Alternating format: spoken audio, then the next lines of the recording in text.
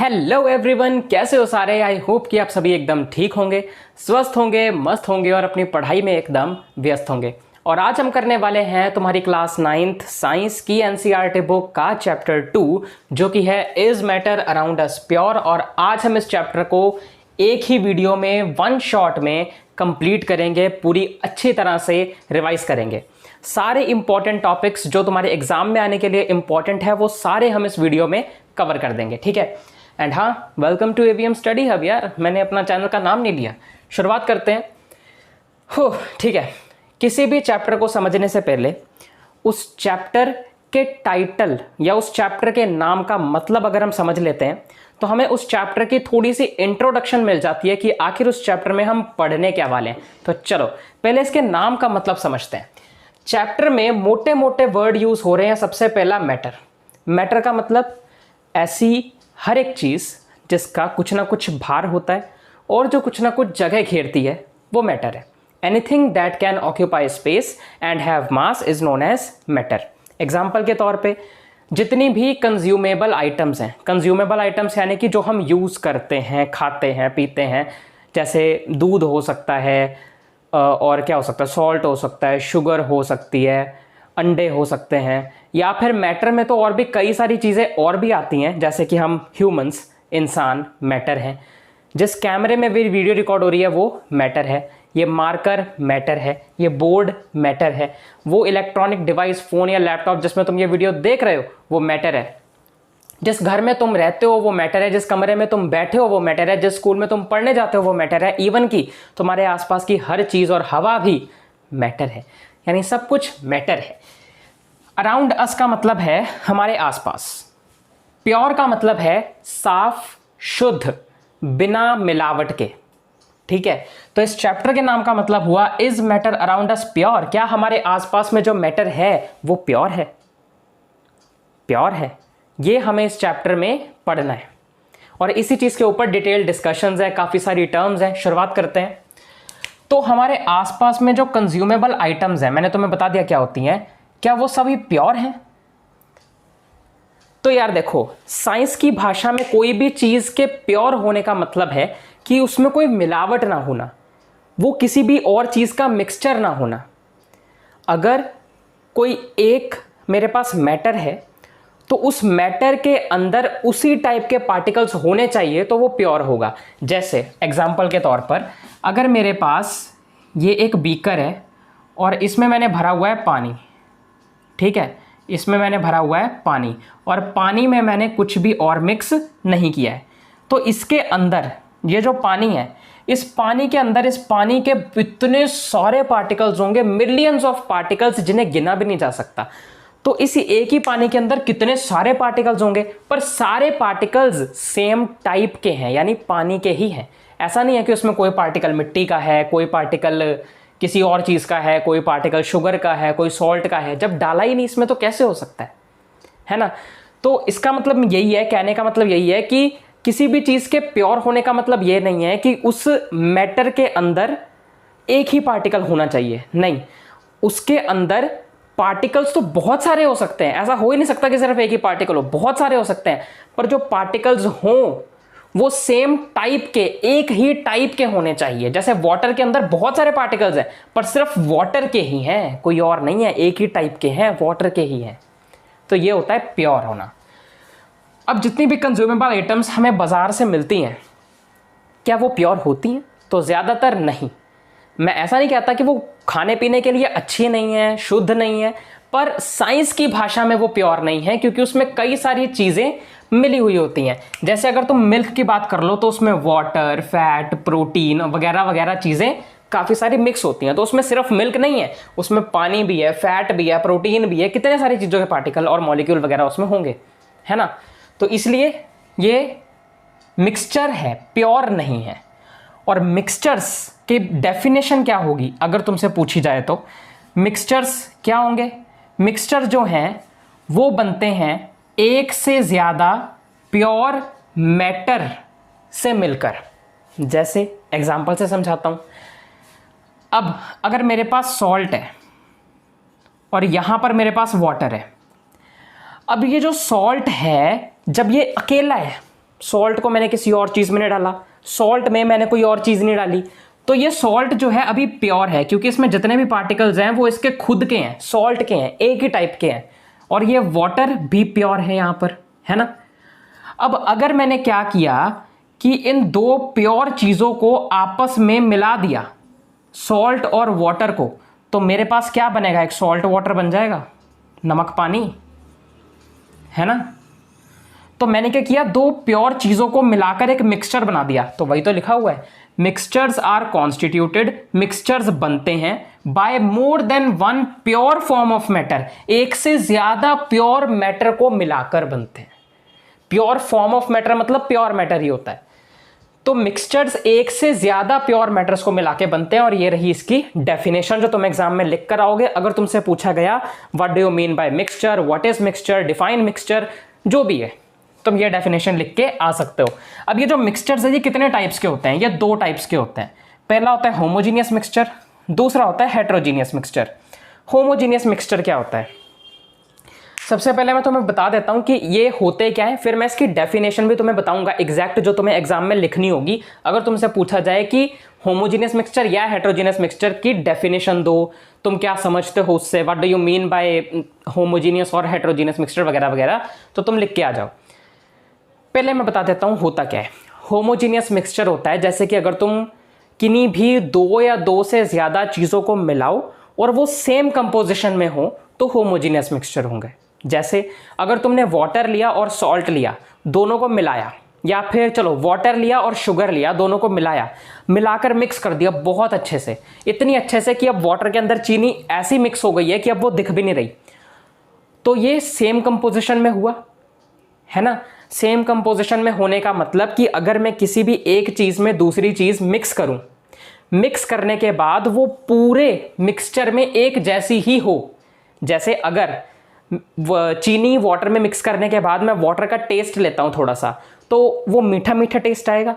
और वो ऐसा नहीं है कि अगर मैं वाटर को ऊपर ऊपर से पीऊं तो ज़्यादा मीठा लगेगा, नीचे नीचे से पीऊं तो कम मीठा लगेगा, ऐसा नहीं है।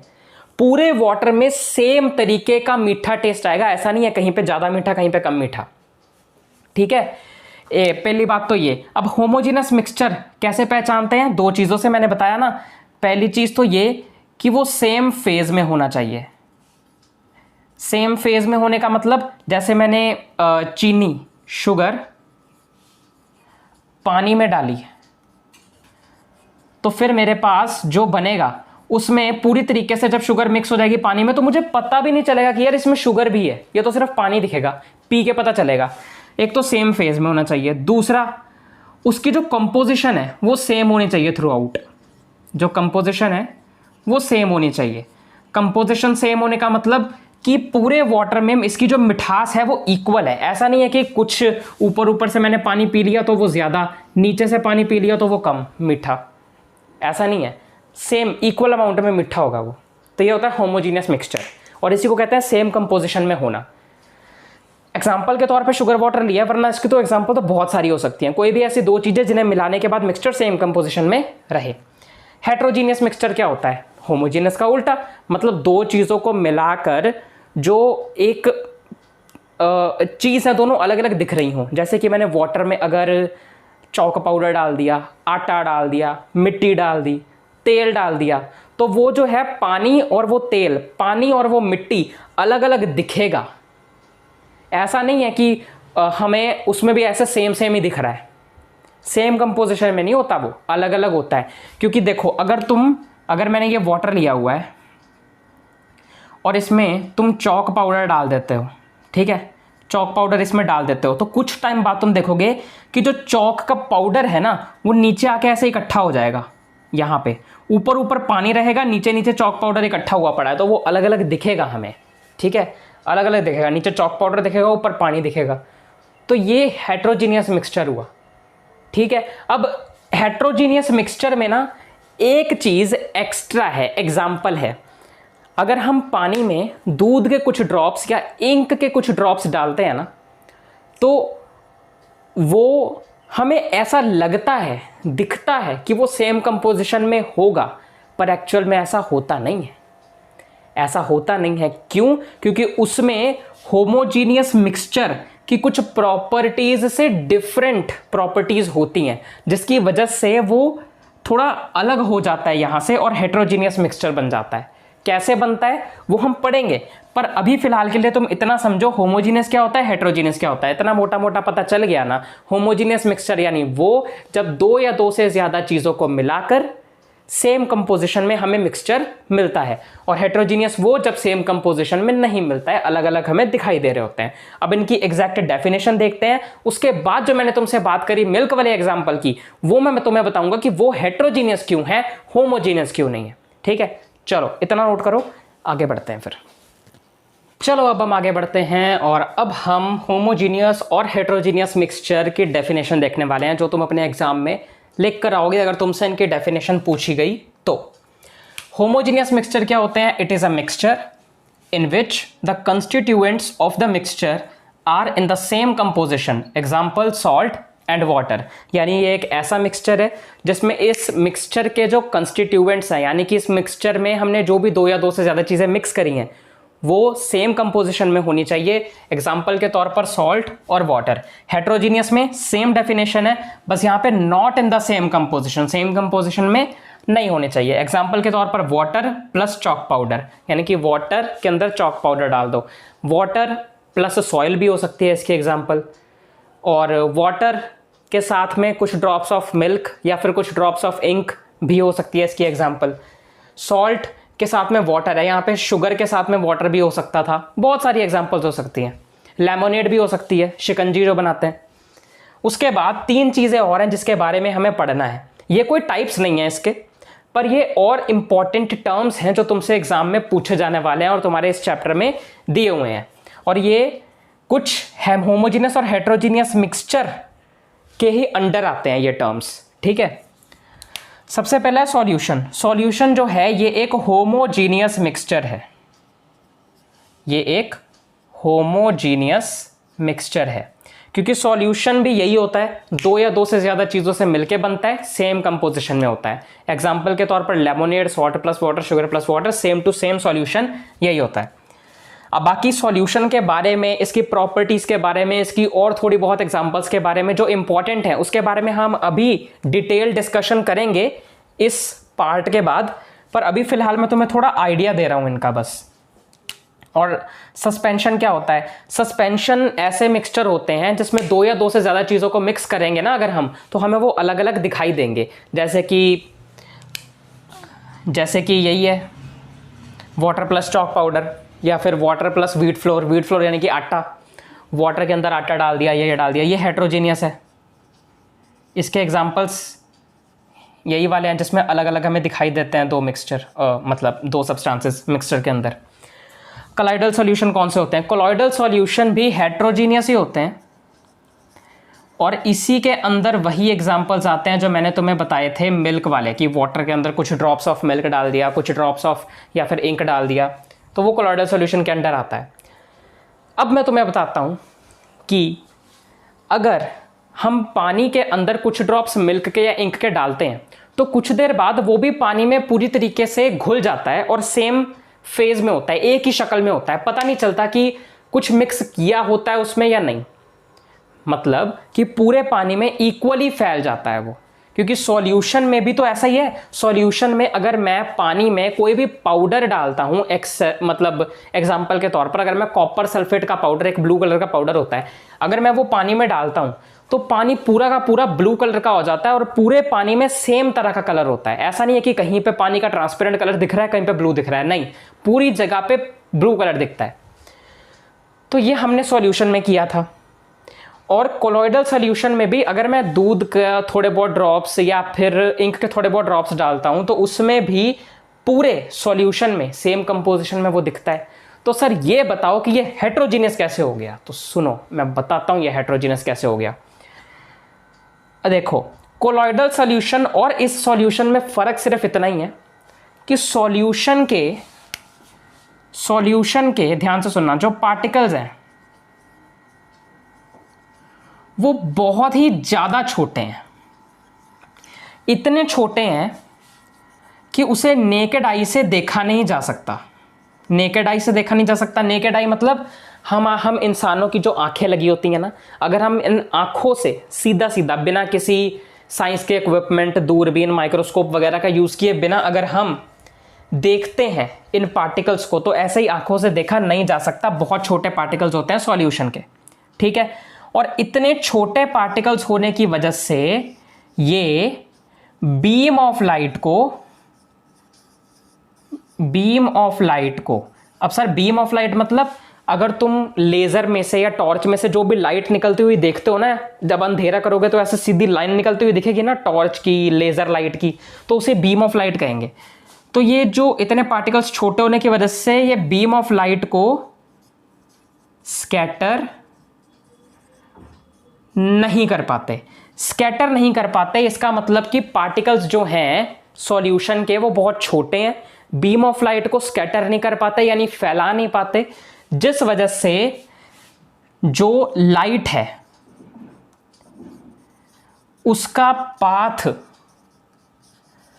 हमें विजिबल नहीं होता, हमें नहीं दिखता उसका पाथ। लाइट जाती हुई हमें इस सॉल्यूशन के आर पार करने से दिखती नहीं है। जैसे अगर तुमने किसी भी चीज़ का एक सॉल्यूशन बनाया, उसको कांच के गिलास में डाला और एक जगह पे रख दिया, और फिर बाहर से उस कांच के गिलास पर तुमने लेज़र लाइट डाली, तो तुम देखोगे कि उस लेज़र लाइट ना तुम्हें जाती हुई दिखाई जरूर देगी, पर उस पानी के अंदर से, उस सॉल्यूशन के अंदर से, तुम जब उसके सॉल्यूशन ग्लास के बाहर से डालोगे लाइट, क्योंकि वो कांच का गिलास है तो उसके अंदर से दिखना चाहिए ना क्या हो रहा है, उसके अंदर से लाइट जा रही है, पर उसके अंदर से दिखती नहीं दिखती उसके अंदर से लाइट जाती हुई। क्यों? क्योंकि सॉल्यूशन के अंदर के पार्टिकल्स बहुत छोटे हैं, नेकेड आई से नहीं देखे जा सकते, बीम ऑफ लाइट को भी स्कैटर नहीं करते, जिस वजह से लाइट का पाथ हमें विजिबल नहीं होता। यह सॉल्यूशन की एक प्रॉपर्टी है, ध्यान रखना। और वही अगर मैं बात करूं कोलॉइडल सॉल्यूशन की, तो कोलॉइडल सॉल्यूशन के जो पार्टिकल्स हैं, मैं यहां नीचे बैठ के बताता हूं, कोलॉइडल सॉल्यूशन के जो पार्टिकल्स हैं वो सॉल्यूशन वाले पार्टिकल्स से बड़े होते हैं। यहां बिग मैं लिख रहा हूं सिर्फ देन सॉल्यूशन वाले पार्टिकल्स से, ठीक है। ये सस्पेंशन वाले पार्टिकल्स से छोटे ही होते हैं, सस्पेंशन वाले पार्टिकल्स से कोलॉइडल सॉल्यूशन के पार्टिकल्स छोटे होते हैं, पर सॉल्यूशन वाले पार्टिकल्स से बड़े होते हैं, ठीक है, इस कोलॉइडल सॉल्यूशन के पार्टिकल। तो ऐसा नहीं है कि तुम इसके पार्टिकल्स को नेकेड आई से देख सकते हो, इसके पार्टिकल्स भी छोटे ही होते हैं, नेकेड आई से देखे नहीं जा सकते, पर सॉल्यूशन वालों से बड़े होते हैं, और कम से कम इतने बड़े तो होते ही हैं कि वो लाइट की बीम को स्कैटर कर दें।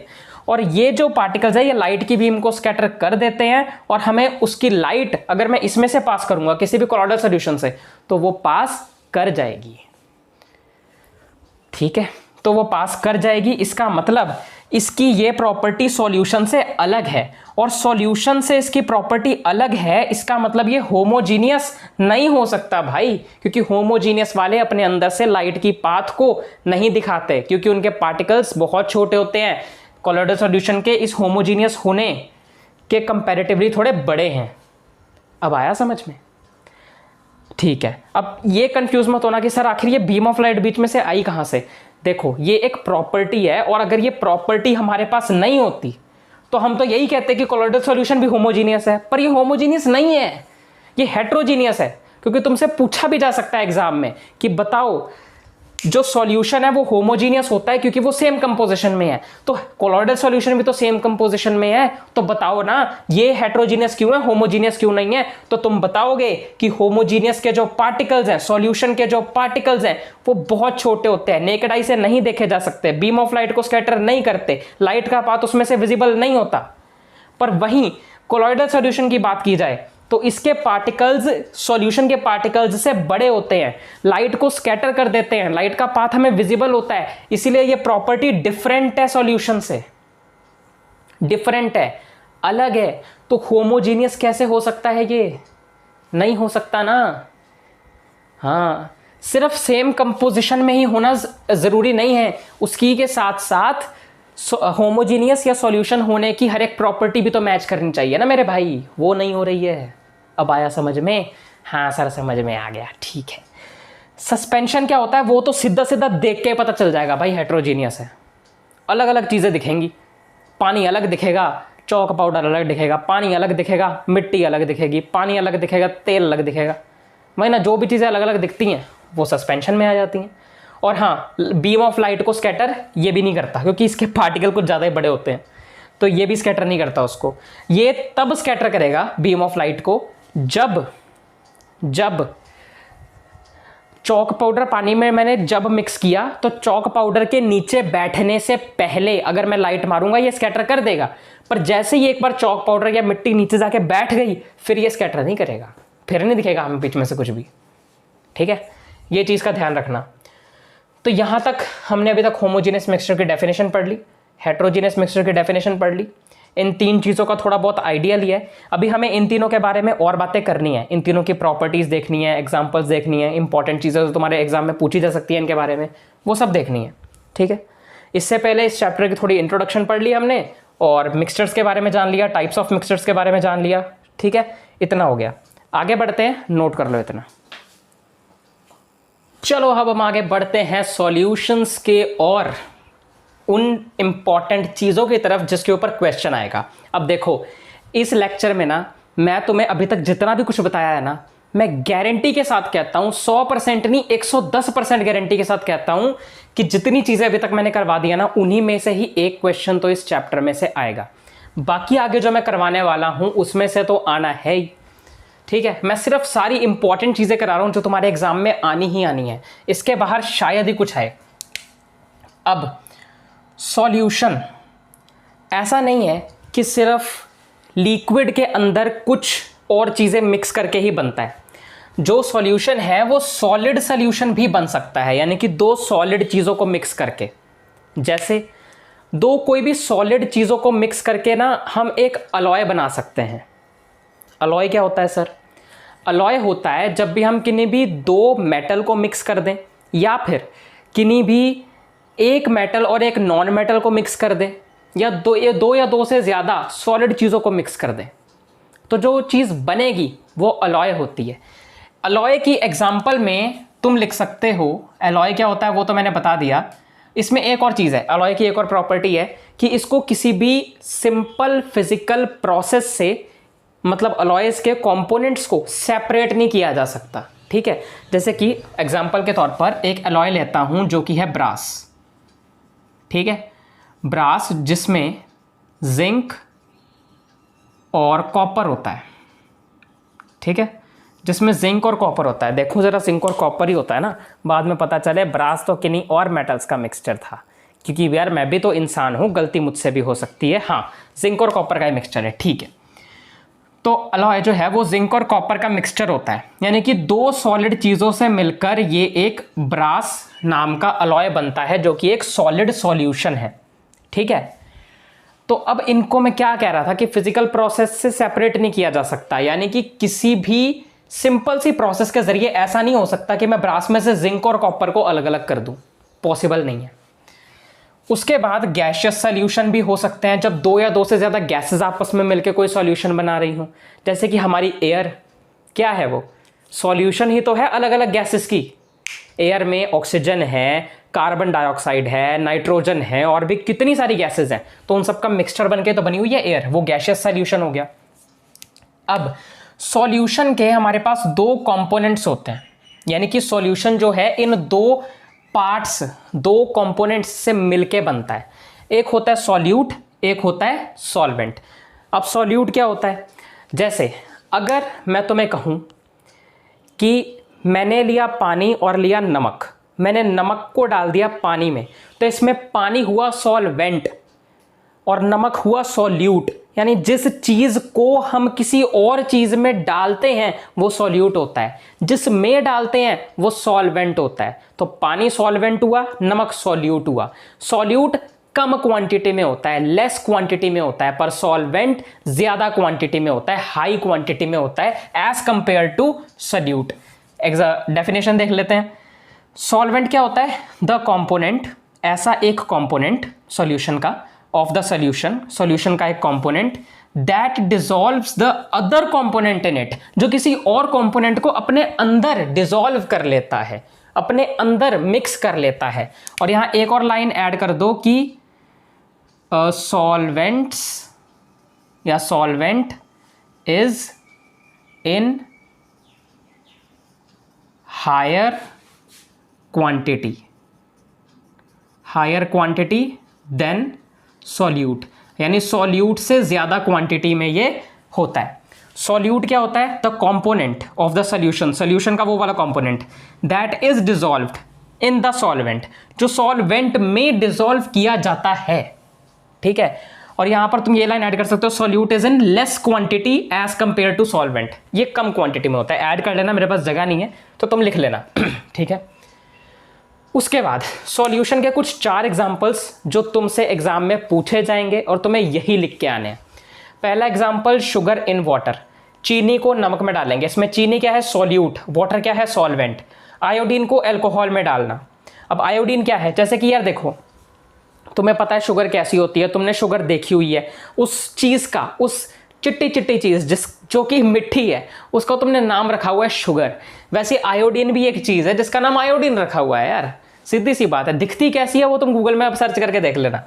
आयोडीन एक चीज़ है, उसको अल्कोहल में डाला, ये भी सॉल्यूशन का एग्जांपल है, दोनों चीज़ों को मिक्स कर दिया। अल्कोहल इसमें सॉल्वेंट है, आयोडीन इसमें सॉल्यूट है।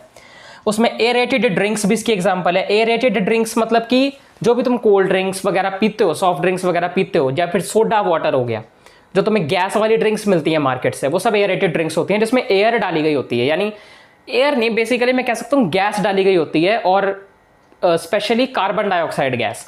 तो इसमें क्या हुआ कि जो लिक्विड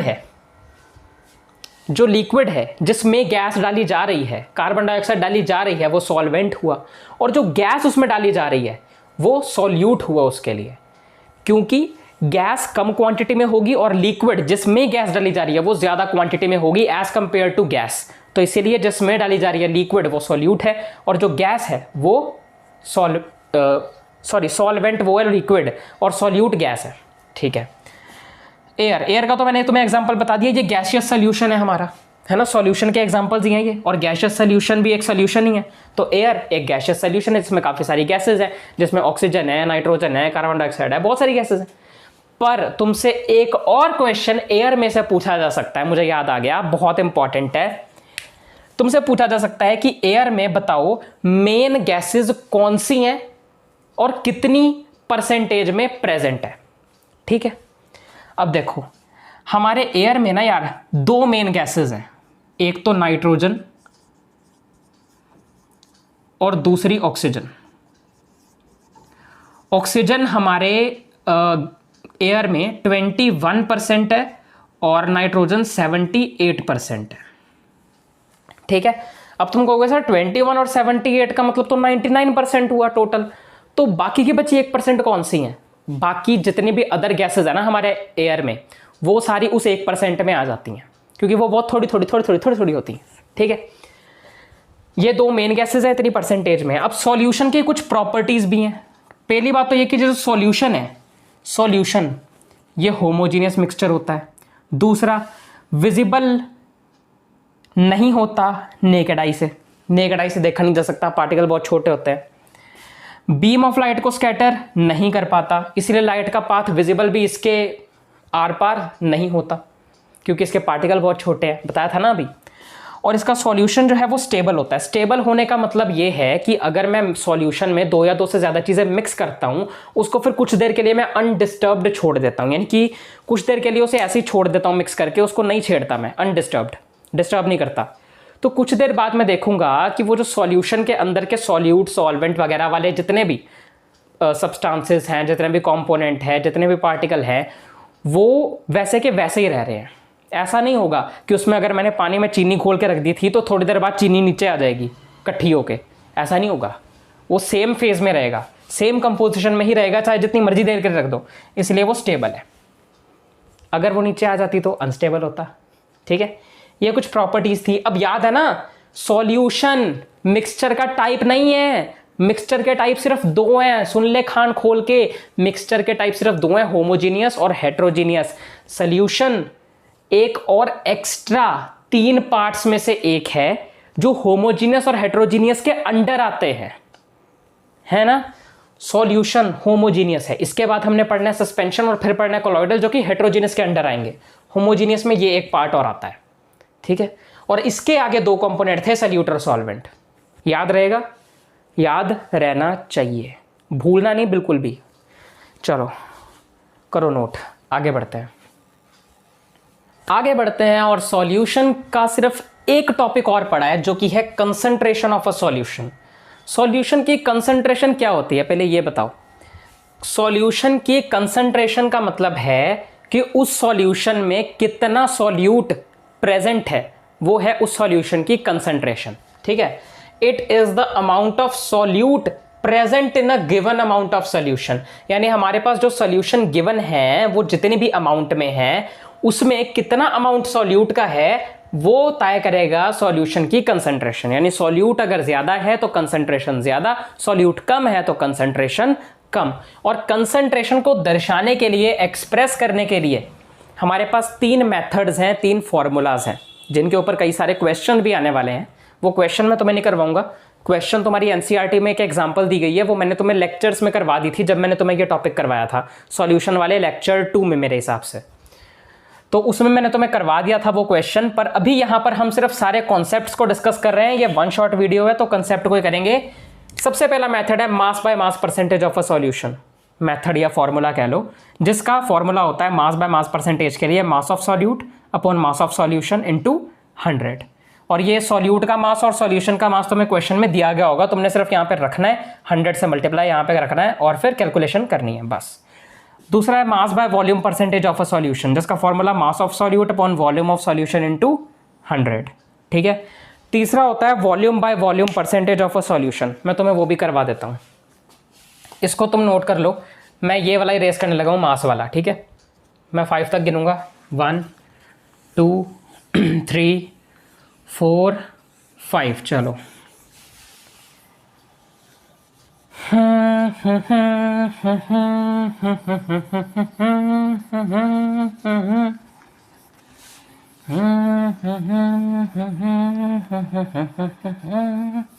चलो तीसरा होता है volume by volume percentage of a solution. ठीक है, इसका फॉर्मूला होता है volume of solute upon volume of solution into 100। ये होता है formula volume by volume percentage of a solution का, volume by volume percentage of a solution का। ठीक है, कंसंट्रेशन के बारे में पढ़ लिया, उसको एक्सप्रेस करने के 3 मेथड्स या 3 फॉर्मूलाज को भी पढ़ लिया हमने। चलो आगे बढ़ते हैं। अब हम करेंगे सस्पेंशन और कोलॉइडल सॉल्यूशन की प्रॉपर्टीज, उसके बाद फिजिकल एंड केमिकल चेंजेस, उसके बाद मेटल्स और नॉन मेटल्स की कुछ प्रॉपर्टीज, एलिमेंट्स के बारे में, कंपाउंड्स के बारे में पढ़ेंगे, फिर ये चैप्टर हो जाएगा कंप्लीट। छोटे छोटे टॉपिक्स हैं यार, अब तो बच गए हैं, जल्दी हो जाएगा, कर लो, नोट कर लो। चलो अब हम सस्पेंशन की डेफिनेशन और उसके प्रॉपर्टीज को डिटेल में पढ़ते हैं। सस्पेंशन क्या होता है मैंने तुम्हें बता ही दिया। सस्पेंशन एक ऐसा मिक्सचर होता है जिसमें 2 या 2 से ज़्यादा चीज़ें जिन्हें मिक्स किया जाता है वो अलग अलग हमें दिखाई दे रही होती हैं। हेट्रोजीनियस मिक्सचर होता है in which the solute particles do not dissolve, जिसमें सॉल्यूट के जो पार्टिकल्स है वो पूरी तरीके से डिजॉल्व या मिक्स नहीं होते, but remain suspended through out the bulk of the medium, पर वो सस्पेंडेड रहते हैं पूरे सॉल्यूशन में। सस्पेंडेड का मतलब कुछ देर बाद नीचे जाके इकट्ठा होके बैठ जाते हैं।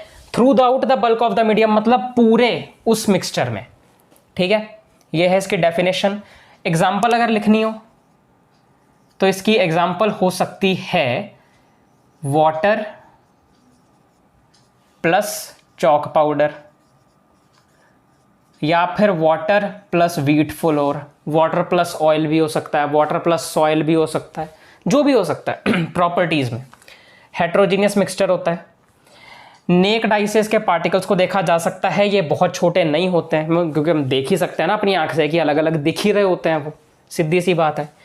तो ये बीम ऑफ लाइट को स्कैटर तब करता है जब तक इसके अंदर के सॉल्यूट पार्टिकल्स नीचे जाके इकट्ठा नहीं हो जाते।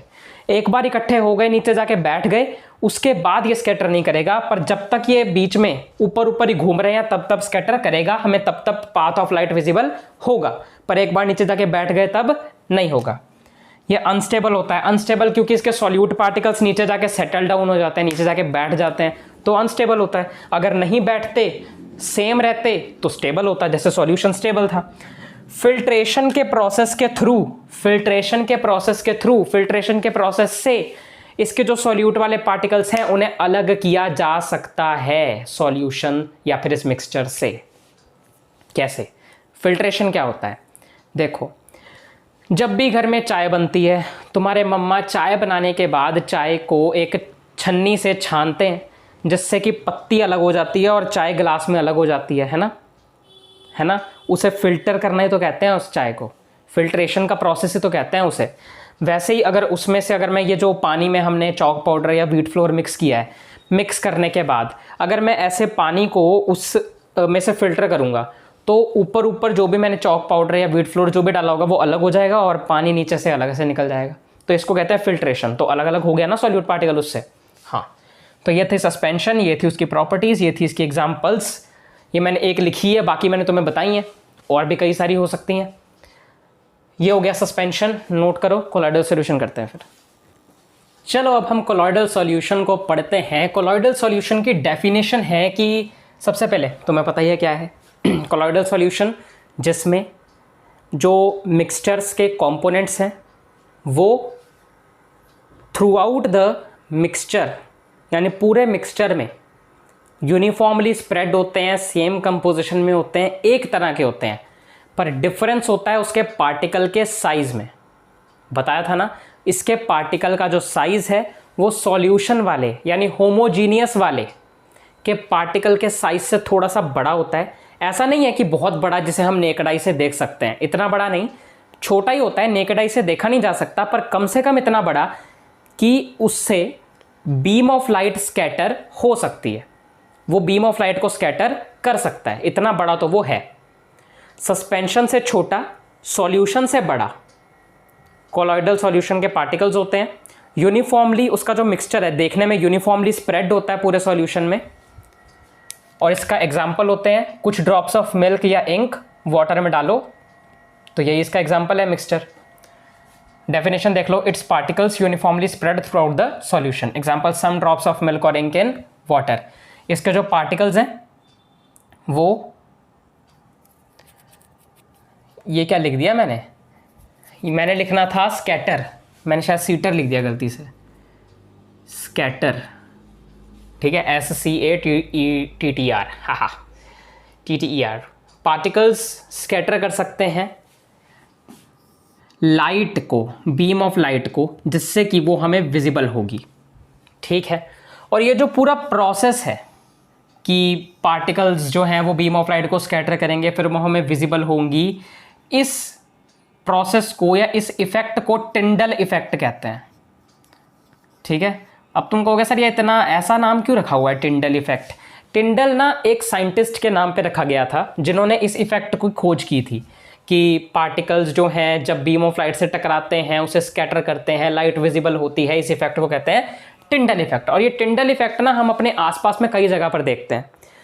और हाँ, ये जो पार्टिकल्स होते हैं ना जिनसे टकराती है लाइट, इन पार्टिकल्स को कहते हैं कोलॉइड्स। तभी तो इसे कोलॉइडल सॉल्यूशन कहते हैं ना, इसे कोलॉइड्स कहते हैं इन पार्टिकल्स को। जैसे कि एग्जाम्पल्स कई सारे हैं टिंडल इफेक्ट के हमारे डेली लाइफ में, तुमसे एग्जाम में पूछे भी जा सकते हैं, तो ध्यान से सुनना। 2 एग्जाम्पल बता रहा हूँ। पहला एग्जाम्पल, हमारे घर में कहीं पर भी कोई होल होता है, कोई छेद होता है, या कोई भी जगह होती है जहाँ से कोई भी लाइट या सूरज की किरणें ऐसे सीधी पड़ती हुई हमें दिखाई देती हैं, उसकी लाइन पूरी दिखाई देती है ना हमें, गर्मियों में भी सर्दियों में भी कभी कभार ऐसे लाइन आती हुई दिखाई देती है घर में, है ना, सीधी सीधी। या फिर रात को तुम अगर टॉर्च मारते हो ऐसे बादलों की तरफ ऊपर, तो तुम्हें एक लाइन जाती हुई दिखाई देती है ना। तो वो जो लाइन जाती हुई दिखाई दे रही है, इसका मतलब वो रे ऑफ लाइट, जो लाइट का पाथ है, हमें विजिबल है, हम देख पा रहे हैं। कैसे देख पा रहे हैं? क्योंकि वो हवा में प्रेजेंट, एयर में प्रेजेंट कई सारी गैसेस, स्मोक, डस्ट, वो उसके लिए कोलॉइड का काम कर रहे हैं, जिनसे टकरा के वो लाइट हवा में स्कैटर हो जा रही है और हमें उसका पाथ दिखाई दे रहा है। ये एग्जाम्पल हो सकती है। दूसरी एग्जाम्पल हो सकती है जंगलों में पेड़ों के पीछे से जो घनी लाइट आती हुई हमें दिखती है, वो भी इसका एक एग्जाम्पल हो सकता है। ठीक है, बाकी यही दो एग्जाम्पल तुम्हारी एनसीईआरटी बुक में भी इस चीज़ के लिए दिए हुए हैं, तो तुम चाहो तो वो भी रीड कर सकते हो। मैंने तुम्हें वैसे बता दिया शॉर्ट में, और इसी को अगर तुम अपनी लैंग्वेज में एग्जाम में लिखोगे, अगर तुमसे ये क्वेश्चन आया कि इसके डेली लाइफ एग्जाम्पल बताओ टिंडल इफेक्ट के, तो तुम्हारा आंसर कोई गलत नहीं कर सकता। ईजी है यार, खुद भी बन जाएगा। प्रॉपर्टीज क्या होते हैं कोलॉइडल सॉल्यूशन की? हेट्रोजीनियस होता है, नेकड आई से नहीं देखा जा सकता।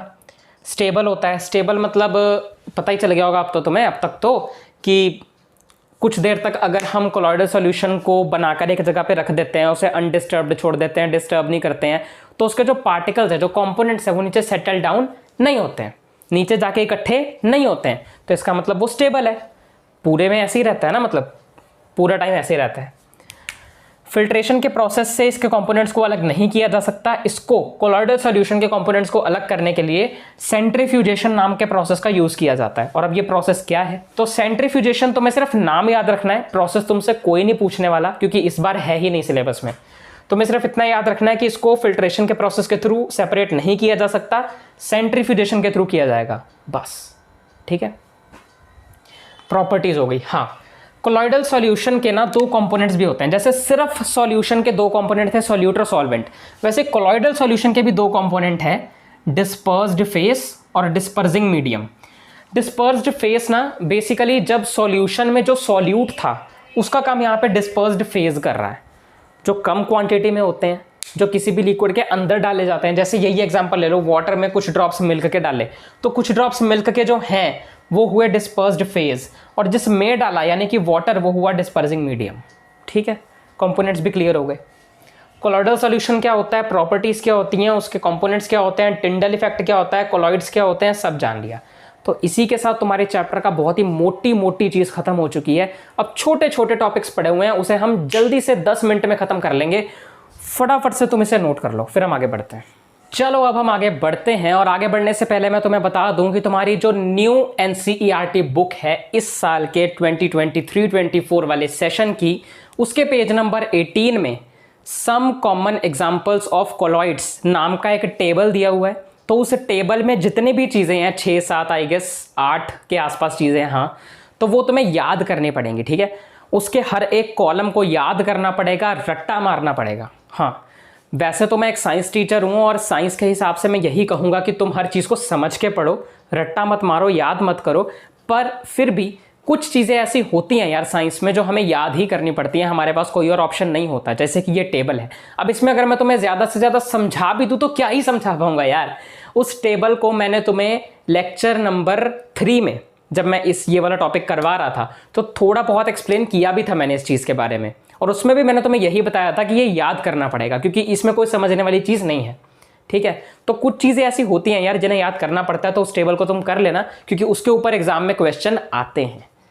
बात मान लो, कर लो, अगर नंबर नहीं कटवाने तो। हाँ, और देखो यार, उसमें सिर्फ 8 कॉलम्स हैं। अगर एक कॉलम को याद करने में तुम्हें 3 से 4 मिनट या 5 मिनट भी ज़्यादा से ज़्यादा लग जाते हैं, आधे घंटे में तुम सारे कॉलम याद कर लोगे।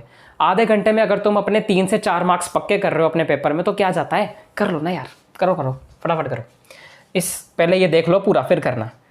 और मैंने तुम्हें लेक्चर नंबर 4 में एक क्वेश्चन के साथ छोड़ा था, है ना, बर्निंग ऑफ कैंडल वाला। मैं तुम्हें बताऊंगा, इसी में उसका आंसर बताऊंगा। जिन्होंने नहीं देखा वो लेक्चर, वो चुप करके देखो, मैं तुम्हें भी बताऊंगा कि मैं किस चीज़ की बात कर रहा हूँ। सबसे पहले हम पढ़ेंगे फिजिकल एंड केमिकल चेंजेस के बारे में। फिजिकल एंड केमिकल चेंजेस का मतलब, फिजिकल चेंजेस वो होते हैं जिसमें कोई भी एक चीज़ दूसरे फॉर्म में कन्वर्ट होती है। सिर्फ स्टेट चेंज होती है किसी चीज़ की, पर वो चीज़ वही रहती है। जैसे अगर एक वाटर है, एक वाटर कह रहा हूँ मैं भी, मतलब पानी है, वाटर है, अगर उसको मैंने हीट किया तो वो वेपर में कन्वर्ट हो जाएगा, भाप बन जाएगा। और वहीं अगर मैंने उसे कूल किया, उसे ठंडा किया, तो वो बर्फ़ बन जाएगा, आइस बन जाएगा। तो वाटर को ठंडा करेंगे बर्फ़ बनेगा, वाटर को गर्म कर देंगे तो भाप बन जाएगा। तो यानी हुआ क्या कि जब ये आइस बना तो भी तो ये पानी ही रहा, आइस में भी तो पानी है, पिघल के फिर पानी बन जाएगा। और ये जो भाप बना, वेपर बना, ये जो भाप बन के उड़ रहा है ये भी तो पानी ही है। अगर उसकी पूरी भाप को इकट्ठा कर लिया जाए और उसे फिर से ठंडा कर दिया जाए वो फिर से पानी बन जाएगा, है ना।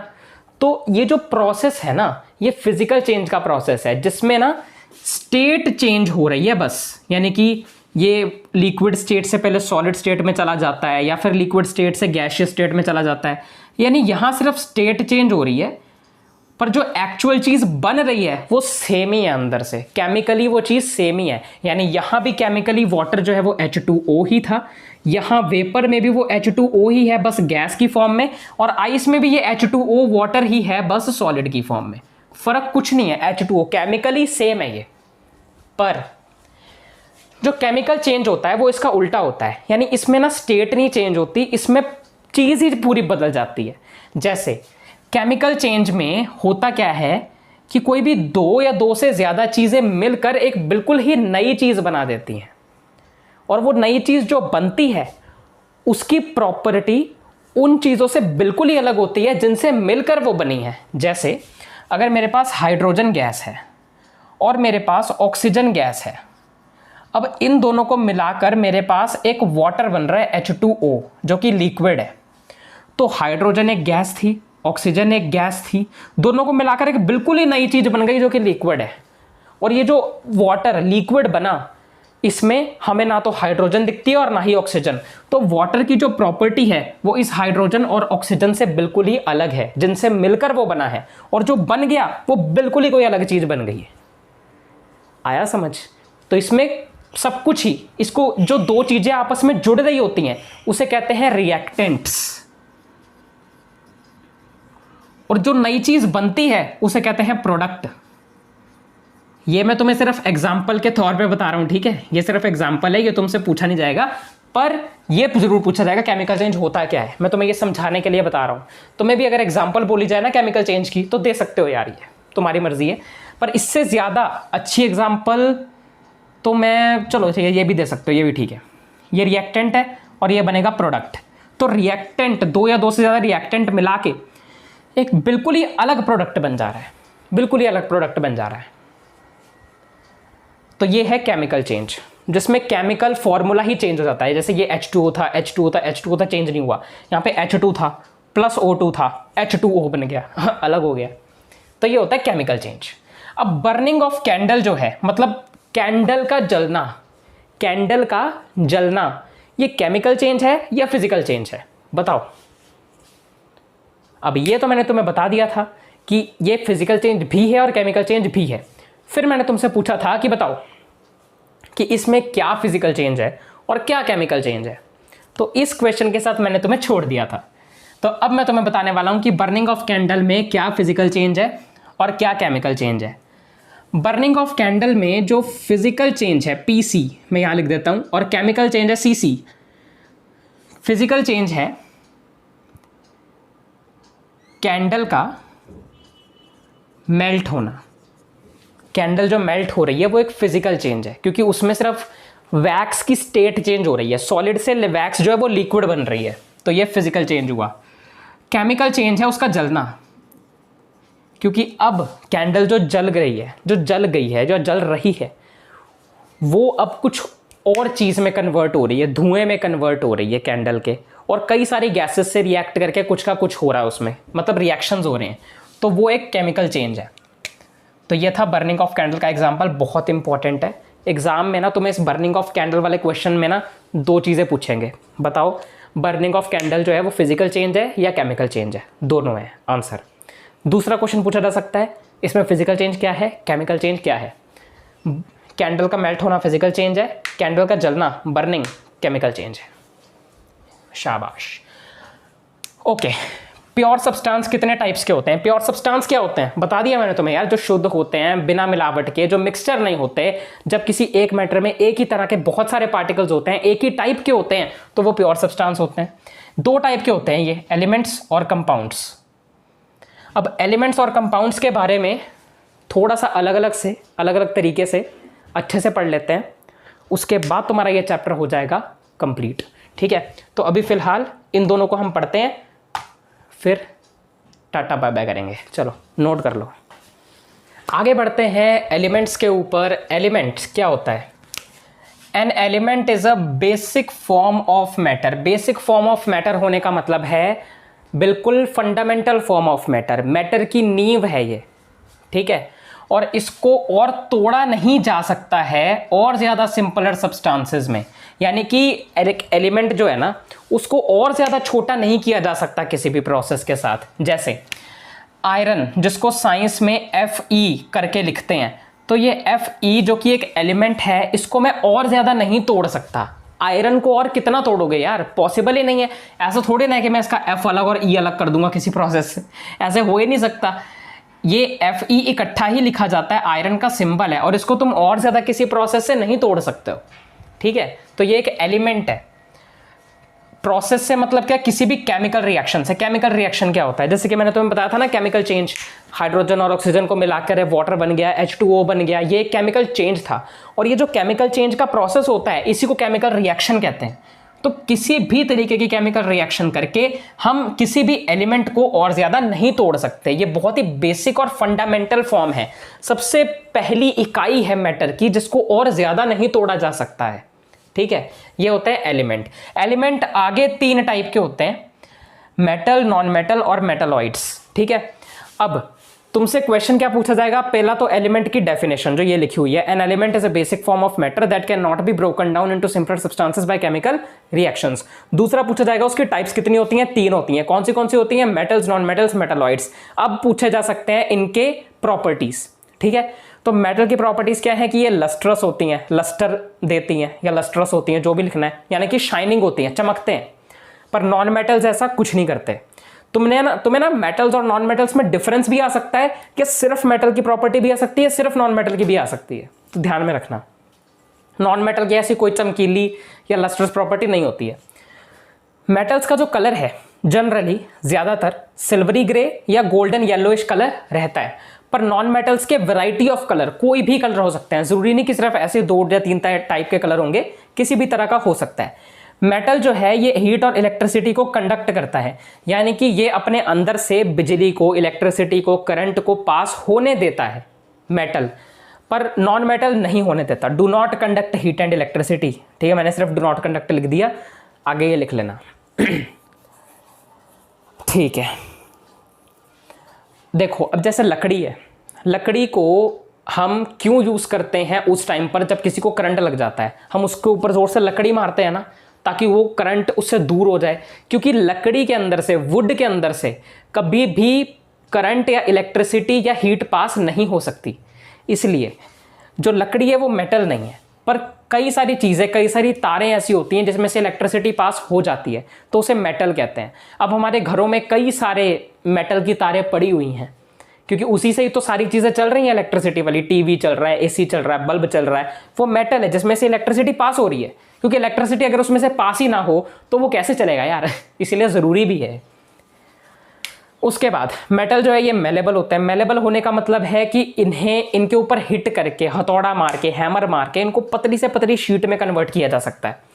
डक्टाइल होते हैं। डक्टाइल होने का मतलब है कि इन्हें खींचकर कितना भी लंबा किया जा सकता है, कितनी भी लंबी वायर में कन्वर्ट किया जा सकता है। एंड सोनोरस होते हैं। सोनोरस मतलब कि ये साउंड प्रोड्यूस करते हैं जब इनको हिट किया जाता है। जैसे मंदिरों में घंटियां लगी होती हैं, बेल्स लगी होती हैं, उन्हें जोर से मारते हैं, आवाज आती है ना, तो बस वही सोनोरस है। पर नॉन मेटल्स की बात की जाए ना, तो ये मेलेबल होते हैं, ना डक्टाइल होते हैं, ना सोनोरस होते हैं।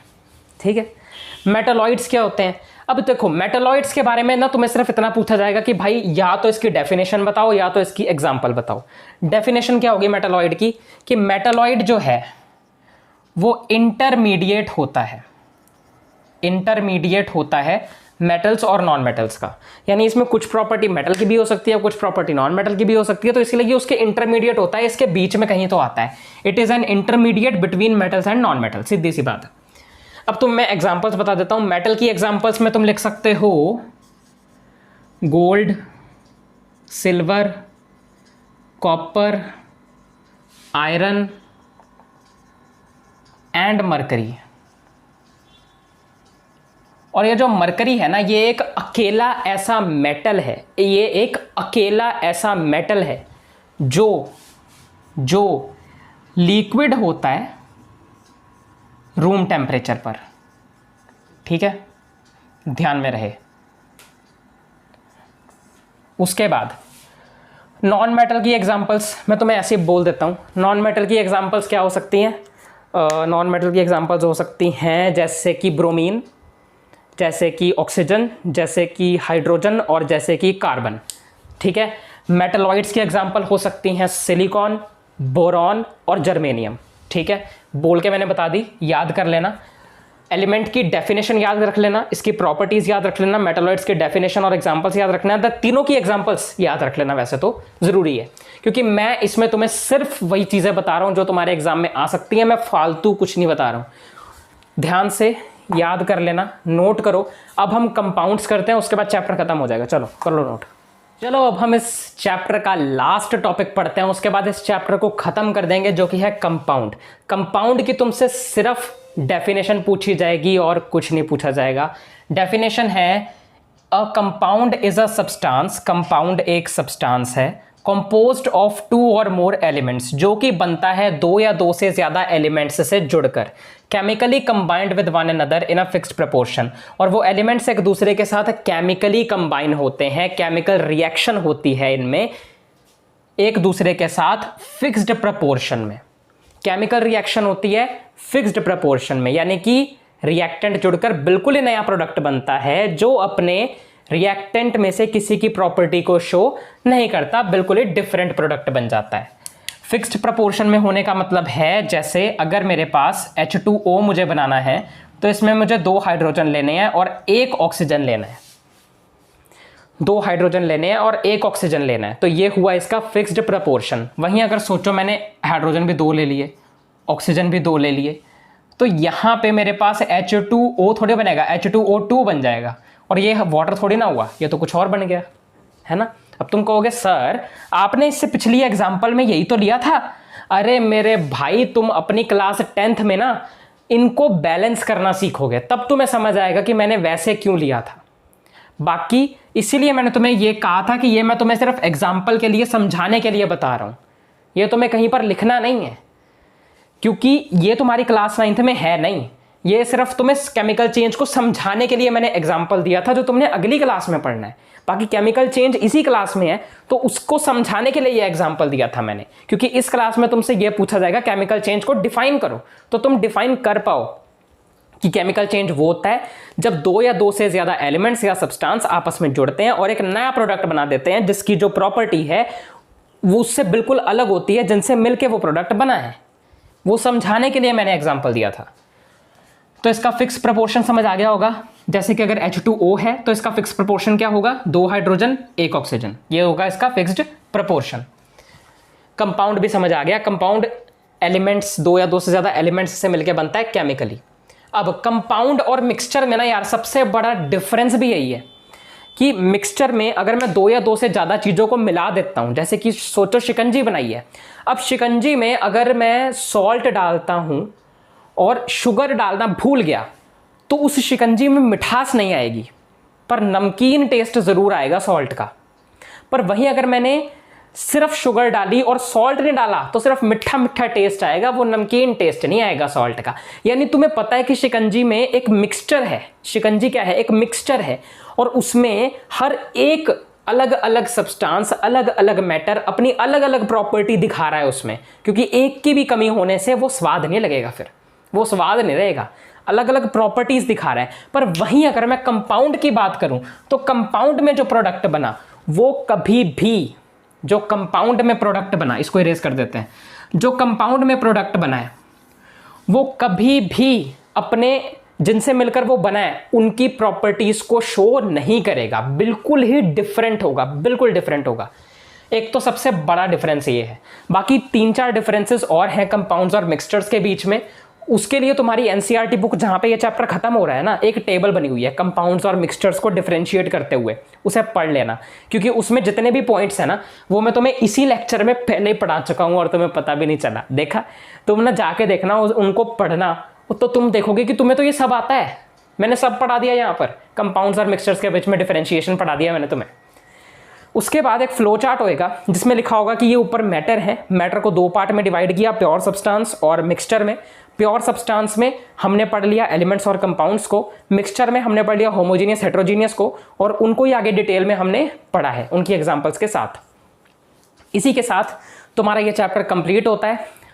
वीडियो खत्म करने से पहले कुछ बातें बता दूं, अगर तुम्हें इस चैप्टर को डिटेल में पढ़ना है तो इस चैनल पर इस चैप्टर के 4 डिटेल्ड लेक्चर्स अपलोडेड हैं, जिसमें मैंने जो आज टॉपिक्स तुम्हें एक ही वीडियो में बताए हैं वो मैंने तुम्हें अलग अलग वीडियोस में डिटेल में एक्टिविटी, एग्जांपल, कॉन्सेप्ट्स, सारे टर्म्स, डेफिनेशंस, बहुत कुछ करके अच्छे से समझा दिया है अलग अलग लेक्चर्स में। आज वन शॉट वीडियो में उन सारी चीज़ों को मैंने रिवाइज करवा दिया, सारी इंपॉर्टेंट चीज़ें तुम्हें बता दी जो एग्जाम में आने वाली हैं, सब कुछ हो गया। अगर तुम्हें तुम्हारी क्लास 9th साइंस की एनसीईआरटी बुक का chapter number 1 matter in our surroundings करना है तो उसके लिए भी डिटेल लेक्चर और वन शॉट लेक्चर दोनों इस चैनल पर डाले हुए हैं। अगर तुम्हें अपनी क्लास 9th मैथमेटिक्स की एनसीईआरटी बुक का चैप्टर 1 नंबर सिस्टम करना है भाई, तो वो भी इस चैनल पर कंप्लीट करवा रखा है। तुम्हें इसी चैनल की प्लेलिस्ट वाले सेक्शन में प्लेलिस्ट मिल जाएंगी, ठीक है, तो उसमें प्लेलिस्ट में तुम्हें दिख जाएगा कि वो भी करवा रखा है। उसकी एक्सरसाइजेस की वीडियोस अलग है, लेक्चर्स की वीडियो अलग है, ठीक है। जैसे लेक्चर नंबर 1 में मैंने तुम्हें कॉन्सेप्ट बता दिया कि एक्सरसाइज 1.1 के क्वेश्चन को कैसे सॉल्व करना है, फिर वो कॉन्सेप्ट बताया, फिर 1.1 एक्सरसाइज की वीडियो डाल दी। फिर लेक्चर 2 कराया जिसमें बताया 1.2 के क्वेश्चन को कैसे सॉल्व करना है, फिर वो डालने के बाद 1.2 की वीडियो डाल दी। ऐसे पूरा डिटेल में सब कुछ करवा रखा है। नेक्स्ट चैप्टर देखते हैं, मैथ्स का शुरू करेंगे कि साइंस का, कुछ पक्का नहीं है पर करेंगे ज़रूर। मिलते हैं अगले लेक्चर में नए चैप्टर के साथ। तब तक के लिए वीडियो को लाइक कर देना, शेयर कर देना अपने फ्रेंड्स के साथ, ज़्यादा से ज़्यादा स्टूडेंट्स के साथ, कमेंट कर देना, कोई भी अपना फीडबैक हो, कुछ भी अच्छा लगा हो, कुछ भी, सब्सक्राइब कर देना, नोटिफिकेशन बेल को ऑन कर देना। Bye bye bye bye bye, बहुत हो गया, चलो पढ़ लो।